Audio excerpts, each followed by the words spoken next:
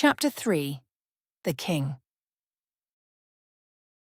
Yvonne made it back to Lord Redder's estate with minutes to spare, heart still racing from the run and the sheer stupid audacity of what she'd just done.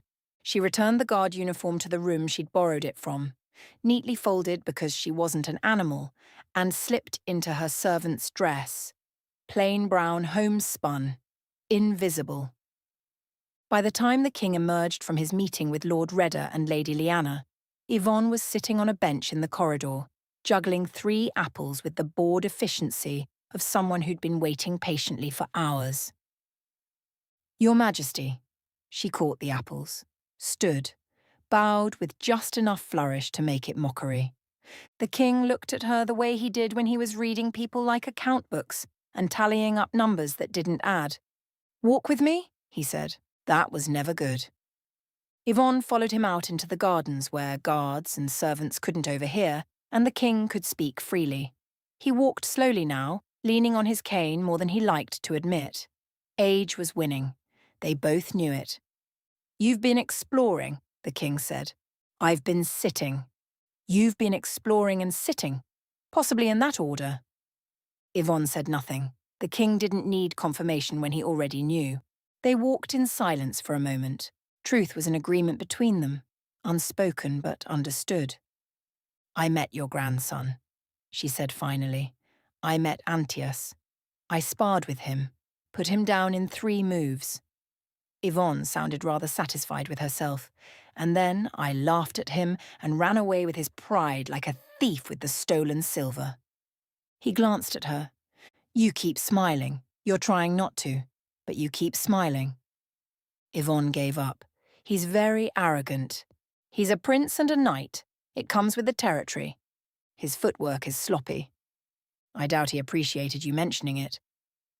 He appreciated it even less when I put him on his back." The king stopped walking, turned to look at her. Yvonne met his gaze, shrugged. "He challenged me. I couldn't let that stand. His left side was completely open. And he telegraphs the overhead strike. Anyone with eyes could have..." "You're a jester." "I'm a well-rounded jester.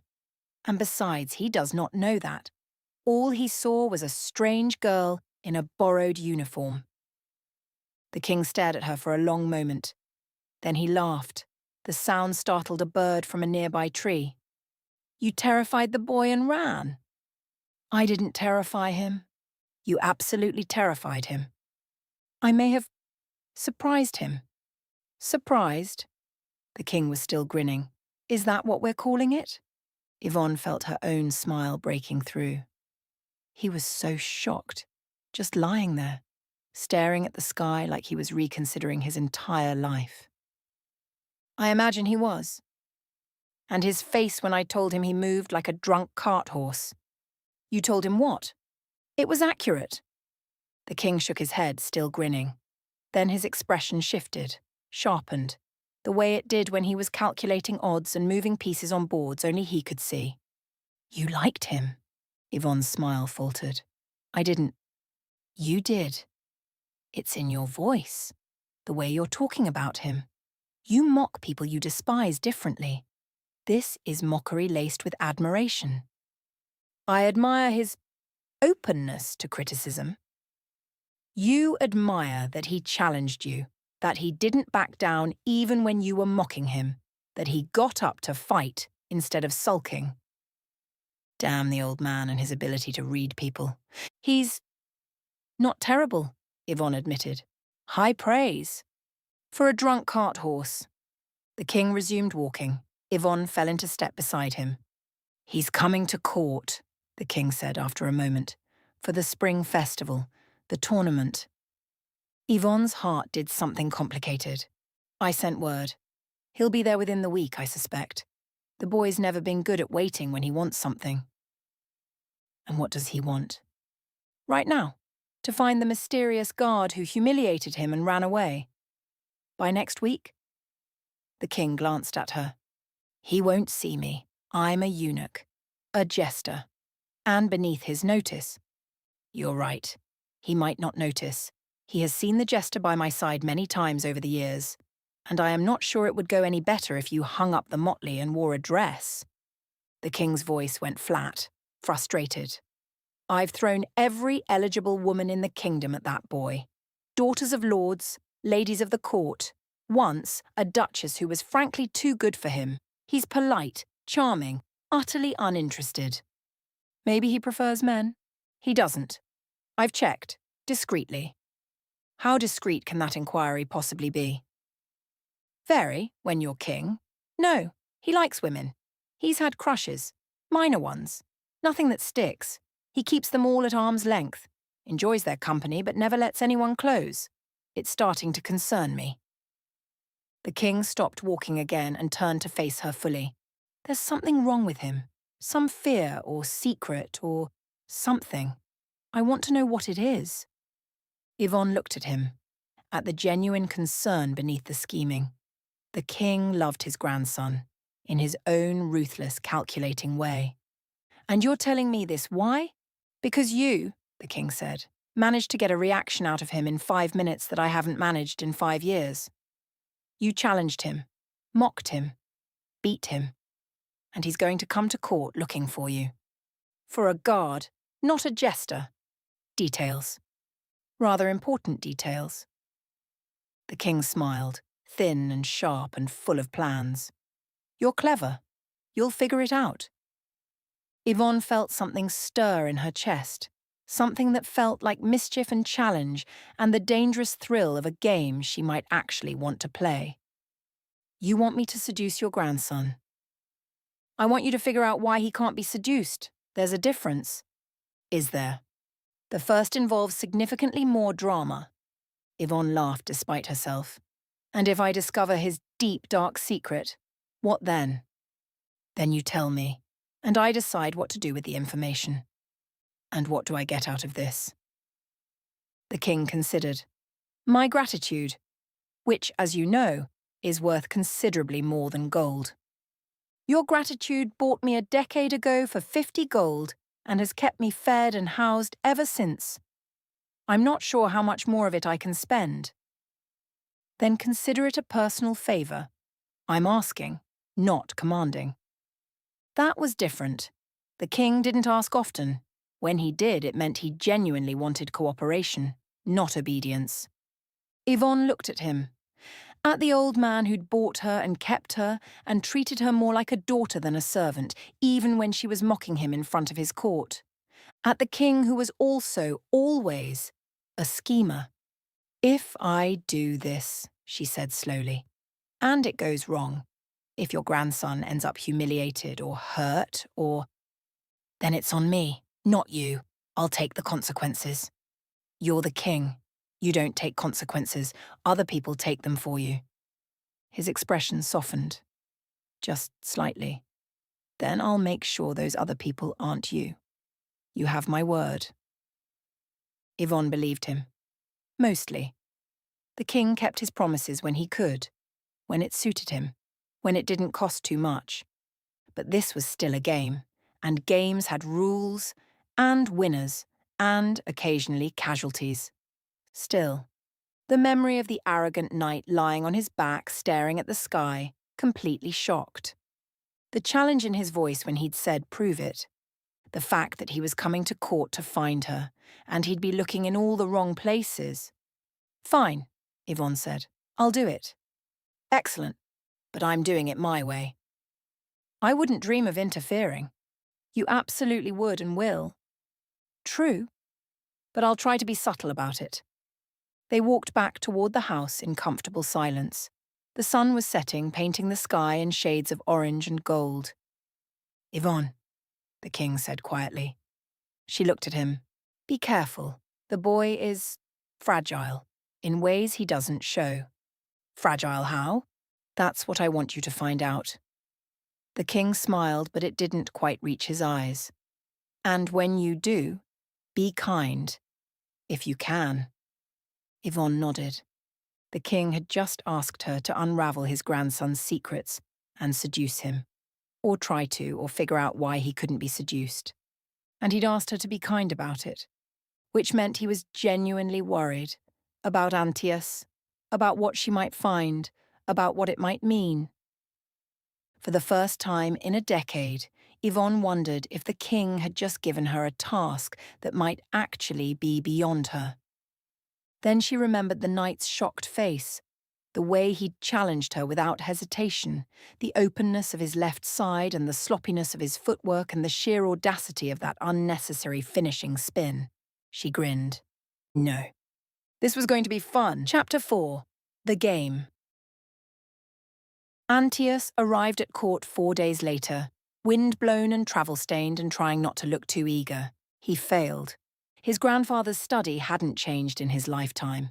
The ceremonial sword still hung on the wall, ancient, beautiful, and seemingly decorative. Every northern noble knew better. The blade could be drawn if times demanded it. The decorative trim came off, and there was another scabbard in the chest below. It was a reminder of the way North worked. Peace was preferable, but the North could fight if pressed. The tapestries still depicted harvests and festivals, not battles. Northern kings had never seen the point in glorifying war when peace paid better. The iron crown sat on its stand beside the desk, ornate, heavy. The crown Antaeus had knelt before when he'd sworn his oath to the North, when he'd promised to serve the kingdom before himself. He'd meant it then. He still meant it, even if serving the kingdom occasionally involved avoiding his grandfather's attempts to marry him off. The king looked up from his correspondence, smiled. Antaeus, you made good time. The roads were clear, and you were motivated. Antaeus felt his ears heat. I'm always happy to visit. There was a sound from the corner, a snort of laughter quickly muffled. Antaeus turned. The jester was there, perched on the windowsill like an underfed cat. Upside down, actually, feet braced against the upper frame, head dangling toward the floor. Motley jacket bright against the grey stone, bells tinkling softly with each small movement. The white-painted face was split down the middle, a wide smile on one side, an exaggerated frown on the other. The effect was unsettling and oddly cheerful at once. Right. The jester. Antaeus had forgotten about him. Easy to do. The boy had been around forever, a fixture of the court, always loitering somewhere, always pulling some gag. Background noise, essentially. Amusing background noise, but still. Something funny? Antaeus asked. The jester actually flipped, a casual rotation that put him right side up on the sill, and grinned with half his painted face.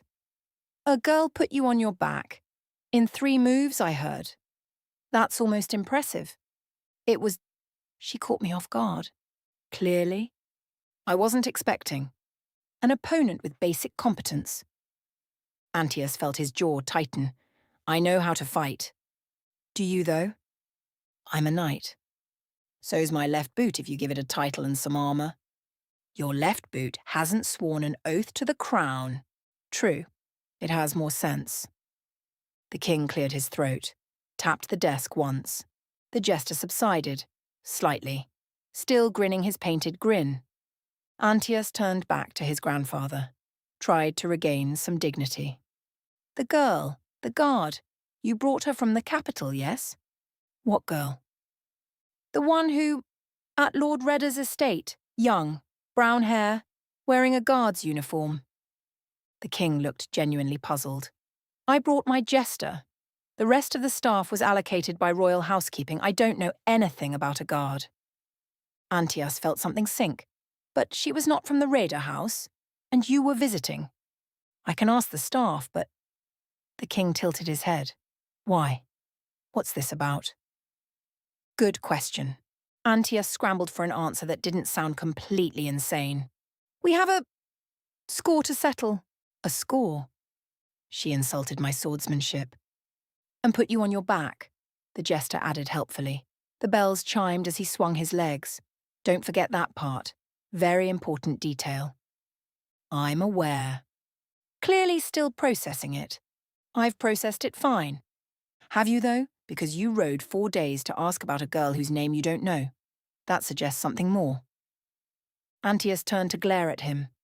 The jester gazed back, all wide-eyed innocence, the painted smile mocking even in stillness. Gods, he was annoying. Funny in his own way, sharp, but deeply, profoundly annoying. I just want to know who she was, Antaeus said through gritted teeth. Why? The king asked. If all you want is to settle a score. Because she was brilliant and sharp and moved like water and laughed like she'd stolen something precious and gotten away with it. Because she'd looked at him like he was a puzzle worth solving instead of a prince worth flattering. Because he couldn't stop thinking about her. Professional pride, Antaeus said. The jester made a noise that sounded suspiciously like, sure it is. I'll ask the staff, the king said smoothly. See if anyone knows anything, but I wouldn't hold your breath. You haven't given me much to go by. You have to look around yourself. Antaeus' heart sank. She could be anywhere.